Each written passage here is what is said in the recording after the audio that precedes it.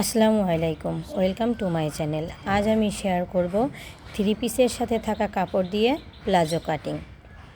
তো আমরা কাপড়টাকে প্রথমে 2 ভাঁজ দিয়ে আর 1 ভাঁজ দিয়ে মোট 4 ভাঁজে ভাঁজ করে নেব। দেখুন, এটা খোলা সাইড, আমার পাশের সাইডটা বন্ধ সাইড, এটা খোলা সাইড আর এটাও বন্ধ সাইড। তো এবার আমরা উপরের যে খোলা সাইডটা আছে ওইটা সমান করে একটা দাগ দিয়ে নেব। এতে কাপড়টা এলোমেলো থাকলে সেটা বাদ চলে যাবে এখান থেকে। আমাদের এই সালোয়ারটা তৈরি হবে 39 ইঞ্চি। তো আমাদের এটা যেহেতু থ্রি পিসের কাপড়, সব সময় সেম হয় না, কম বেশি হয়। তো আমাদের এখানে বেশিরভাগ সময় কম হয়। তো আমাদের এখানে 39.5 ইঞ্চি কাপড় আছে। তো আমাদের 39 ইঞ্চি যেহেতু থাকতে হবে সালোয়ারের ঝুল, সেহেতু আমাদের উপরে রাবারের যে ঘরের জন্য যে 2 ইঞ্চি কাপড় দরকার সেটা জোড়া দিতে হবে। এই কারণে আমি সাইড থেকে 2 ইঞ্চি কাপড় আলাদা করে রেখে দিলাম। তো এবার আমরা নেব ঝুলের মাপ। দেখুন, এই যে 39 ইঞ্চিতে আমি একটা মার্ক করে নিলাম। এবার এই মার্ক বরাবর আমি একটা দাগ টেনে নেব। আর নিচের যে 1/2 ইঞ্চি আছে, প্লাজোর নিচের সেলাইটা কিন্তু অনেক চিকন হয়। তো ওই 1/2 ইঞ্চিতে আমার প্লাজোর নিচের সেলাইটা হয়ে যাবে। এবার আমরা নেব হিপের মাপ। তো আমাদের সাধারণত সালোয়ারের যা হিপ থাকে, তো আমরা তার থেকে 5-7 ইঞ্চি বাড়িয়ে নিই। তো এখানে এটা প্লাজো, এটার ঘের একটু বেশিই হবে। তো আমার যে হিপ আছে তার থেকে আমি 10 ইঞ্চি বাড়িয়ে নিচ্ছি। তো আমার হিপ ছিল 42 ইঞ্চি, আমি এখানে 52 ইঞ্চি নিয়ে নেব। তো 52-র 4 ভাগের 1 ভাগ যা হয়, এখানে 13 ইঞ্চি কাপড় হয়। 13 ইঞ্চি হয় 52-র 4 ভাগের 1 ভাগ। তো আমি 13 ইঞ্চিতে এভাবে ফিতেটা ধরে আমি 13 ইঞ্চিতে মার্ক করে নেব।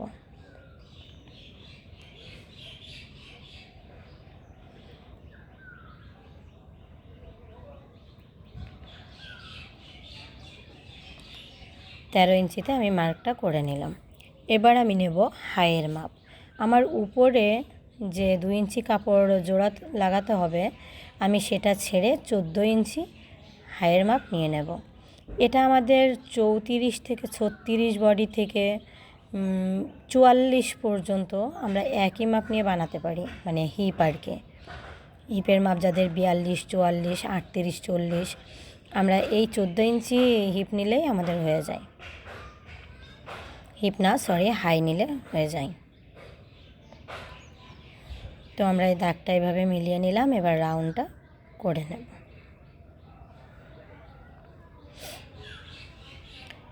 এবার আমরা নিয়ে নেব মুহুরির মাপ। তো আমাদের এখানে সম্পূর্ণ কাপড়ের ঘেরটাই থেকে যাবে। তো আমি 1/2 ইঞ্চি ছেড়ে দাগটা দিয়ে নিলাম। মানে এটা ঘেরওয়ালা প্লাজো হবে আর কি। তো এবার আমরা দাগটা এভাবে মিলিয়ে দেব। এভাবে কাটটা ধরলে কি হয়, যে আমরা সালোয়ার পরার পর যে হাইয়ের নিচে থেকে দলা হয়ে যায়, কাপড়টা উপরের দিকে উঠে যায়, তেমনটা হয় না। এবার আমরা দাগ অনুযায়ী কাটিংটা করে নেব।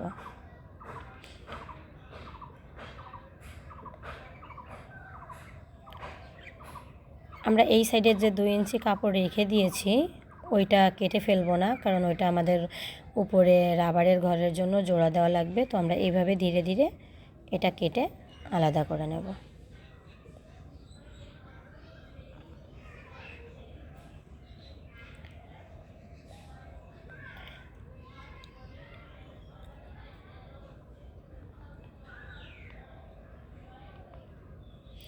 আপনাদের যদি আমার ভিডিওটা ভালো লেগে থাকে অবশ্যই একটা লাইক দিয়ে দেবেন।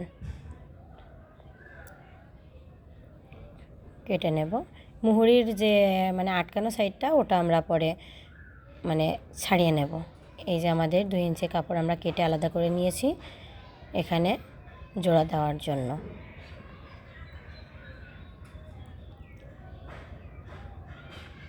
আমরা মুহুরির সাইডটা ছাড়িয়ে নিচ্ছি। এবার আমরা সেলাই করব। দেখুন, আমরা এখান থেকে কাপড়টা নিয়ে নিয়েছি। এই যে 2 ইঞ্চি কাপড়, এটা মেন যে কাপড়টা ওইটার উপরে এইভাবে রেখে সেলাইটা করে নেব। এই কাপড়টা যেহেতু এক কালারের, এর কোনো উল্টা বা সোজা সাইড নেই, তো আপনি যে কোনো এক সাইডে ধরে এভাবে কোমরের সাইডে ধরবেন, কোমরের সাইডে ধরে এভাবে সেলাইটা করে নেবেন।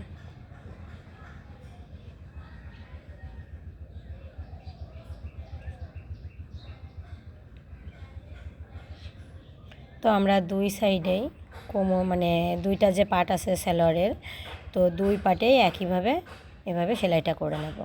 আপনারা চাইলে এর উপরে একটা চাপ সেলাই বসিয়ে দিতে পারেন, আমি দিলাম না, যেহেতু এটা মানে ভাঁজে চলে যাবে আর কি রাবারের ঘরে।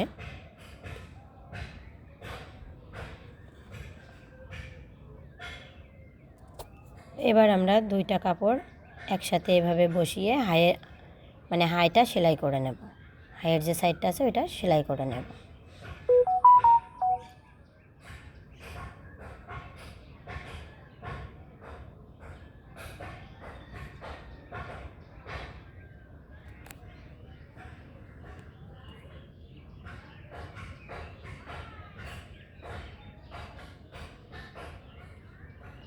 হাইটা আপনারা ডাবল সেলাই দিয়ে নেবেন।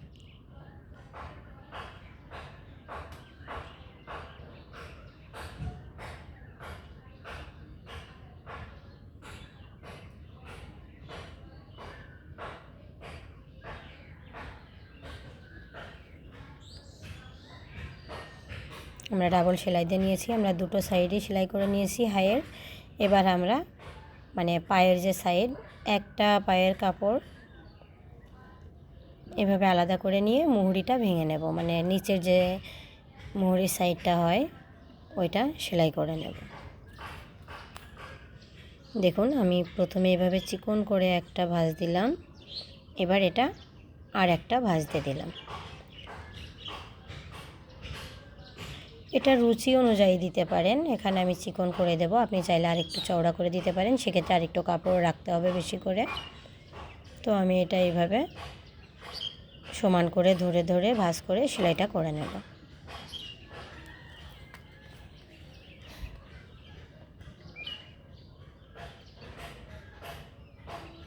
আমার চ্যানেলের নতুন ভিডিও পেতে আমার চ্যানেলটি সাবস্ক্রাইব করে রাখুন।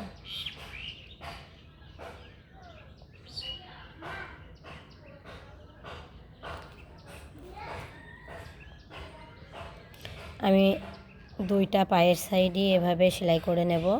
দেখুন আমি দুইটা সাইডে এভাবে সেলাই করে নিয়েছি। এবার আমরা পায়ের একটা সাইড নিয়ে এইভাবে ভেতরের পাশে সোজা পাশে রেখে সেলাইয়ের যে উল্টো পাশটা ওটা উপরে রেখে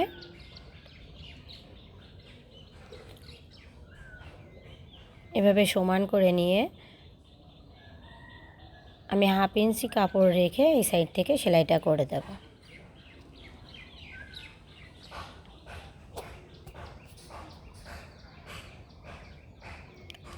আমাদের হাইয়ের যে সেলাইটা, ওই সেলাইটা সোজা করে রেখেই মানে এক জায়গায় সমান করে ধরে সেলাইটা দিতে হবে। ওটা যদি এলোমেলো হয়ে যায় তো পরে সালোয়ার পরতে গেলে সমস্যা হয়। এই যে হাইয়ের সেলাইটা, এটা খুব যত্ন সহকারে একসাথে করে মিলিয়ে সেলাই দিয়ে নেব। তো আমাদের পুরোটা সেলাই দেওয়া হয়ে গেলে আমরা ঘুরিয়ে আরও একটা সেলাই দিয়ে ডাবল সেলাই দিয়ে নেব এখানে।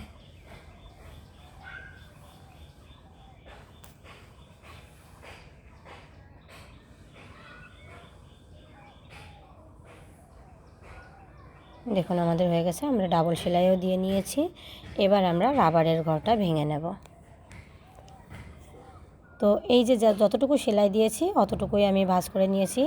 সামনের থেকে মানে অল্প একটু কাপড় ভাঁজ করে তার উপর দিয়ে এইভাবে সেলাইটা করে নিয়েছি। আমি ঘুরিয়ে ঘুরিয়ে পুরো কোমরের সাইডটাই সেলাই করে নেব এভাবে।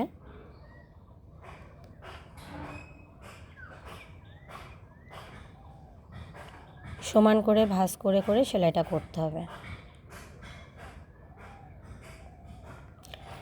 কাজটা যখন আপনারা করবেন খুব ধীরে ধীরে করবেন, কাজটা ধীরে ধীরে করলে সুন্দর হয়।